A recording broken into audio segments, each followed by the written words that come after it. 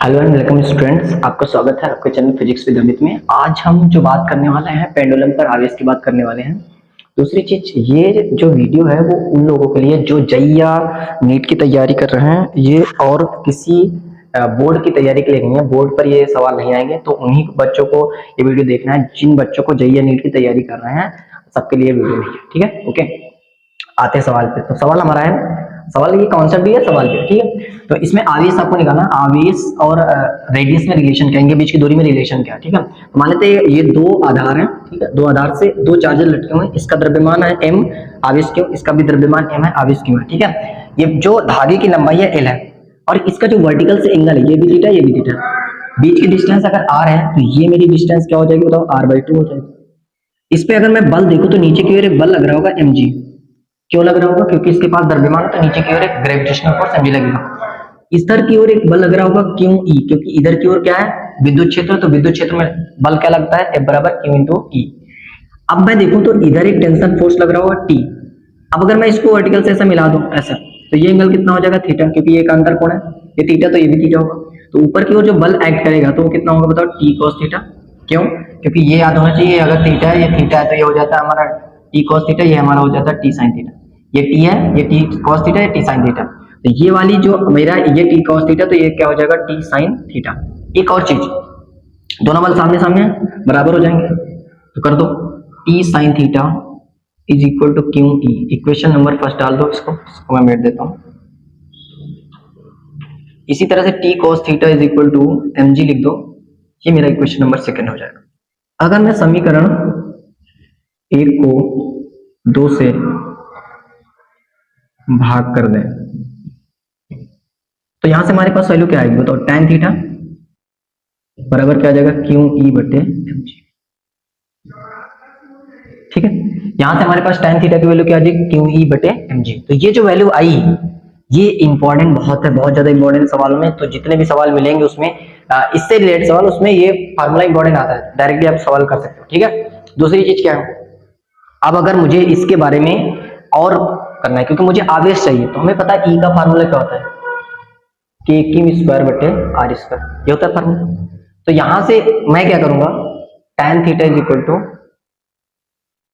इसकी value put कर देता है, ठीक है। अच्छा, एक काम करता हूँ, इधर लिखता हूँ, ठीक। ई हमारा होता है के क्यू स्क्वायर बटे आर स्क्वायर, इसको पुट कर दो। तो यहाँ से tan थीटा की वैल्यू आ जाएगी क्यू इंटू, अच्छा ये क्यू होता है, के क्यू बटे आर स्क्वायर, और यहाँ पे आ जाएगा mg। तो यहाँ से tan थीटा की वैल्यू मेरे पास आ जाएगी के क्यू स्क्वायर बटे mg।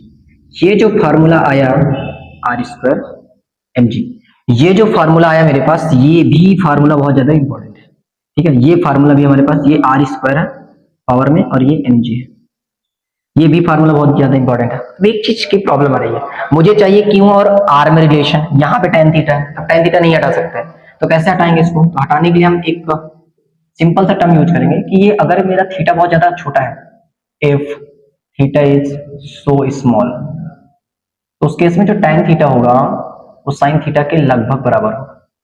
जो tan थीटा की वैल्यू होगी लगभग sin थीटा की क्या होगी, बराबर होगी। अब अगर ऐसा होगा तो और cos थीटा क्या हो जाता है, cos थीटा लगभग में होता जाता है 1। तो मैं क्या करता हूँ, अच्छा ये मैं ऐसे इसलिए कर रहा हूँ क्योंकि यहाँ पे ये आधार है, ये मेरा r/2 है, ये पता मुझको, इसके सामने ये हमारा लंब हो गया, ये हमारा आधार है। तो tan का फार्मूला क्या होता है, आधार बटे लंब, लंब बटे आधार। तो लंब, और ये लंब हमारा हो गया, ये लंब हो गया, ये आधार हो गया। और लंब आधार में अभी आधार पता नहीं है तो निकालना मुश्किल है, लेकिन साइन का फार्मूला क्या होता है, लंब बटे कर्ण। तो लंब हमारे पास पता है, कर्ण भी पता है, तो साइन निकालना आसान है। तो साइन थीटा यहाँ से निकालूंगा तो क्या हो जाएगा, r/2 इंटू नीचे आ जाएगा l, तो ये आ जाएगा r/2l, ये साइन थीटा की वैल्यू आ जाएगी। अब साइन थीटा की वैल्यू आ गई, इसका मतलब मैं क्या लिख सकता हूँ, यही वैल्यू किसकी होगी, tan थीटा की, ठीक है। अब अगर ऐसा होगा तो मैं उठा करके इस इक्वेशन में रख दूंगा, इक्वेशन को थर्ड दे दो। अगर मैं थर्ड इक्वेशन में रखूं तो क्या आ जाएगा बताओ, r/2l is equal to K Q square divided by R square mg। यहां से मैं इसको क्या लिख सकता हूँ, R cube mg is equal to 2k Q square. देखो यहाँ पे m constant, g constant, k constant, l constant, सभी कांस्टेंट, तो यहाँ से मैं लिख सकता हूँ आर क्यूब प्रोपोर्शनल होगा क्यू स्क्वायर के, या इसी को लिख सकता हूँ क्यू स्क्वायर प्रोपोर्शनल है आर क्यूब के। तो यहाँ से मैं क्या निकाला मैंने कि क्यू जो है वो आर क्यूब की पावर में इसको ऐसा लिख सकते हैं क्यू प्रोपोर्शनल 3 r की पावर में 3/2, इस पे डिपेंड करता है। ठीक है, तो क्यू स्क्वायर जो प्रोपोर्शनल है वो r क्यूब के इस पे डिपेंड कर रहा है। तो यहाँ से आवेश का ये आंसर होगा हमारा। अब इनमें से कोई भी आंसर दिया हो सकता है, ठीक है, पावर में कोई भी आंसर दिया हो सकता है, तो आपको जो भी आंसर दिया उसको आप टिक कर सकते हैं। तो इस तरीके से आवेश के बारे में आएगा। ये फार्मूला इंपॉर्टेंट है जो पहले मैंने लिखा था, tan थीटा बराबर क्यू ई बटे एम जी, इसे डायरेक्ट क्वेश्चन कर सकते हैं। और इसमें प्रत्यास्थता वाले टॉपिक से और तरल वाले टॉपिक से मिलाकर के भी सवाल आते हैं, तो वो सवाल मैं अभी करवाऊंगा बाद में, ठीक है, इस वीडियो के बाद में जो सवाल आएंगे। तो अब जो वीडियो आ रहा है वो यही कॉन्सेप्ट आ रहा है, तो तब तक वीडियो को लाइक कर दीजिए, चैनल को सब्सक्राइब कर लीजिए, बेल आइकन को ऑन कर दीजिए, ताकि आपको नोटिफिकेशन टाइम पे आएगी तो टाइम पे वीडियो आपको मिलेगा और देखते रहिए। और हमारा जो चैनल है उस पे जो वीडियोस है वो 7 बजे शाम को आती है, ठीक है, 7 बजे शाम को आती है, तो आप 7 बजे आप अपने सारे काम कंप्लीट करके आने रहिए कि आपको 7 बजे वीडियो मिल जाएगी, ठीक है।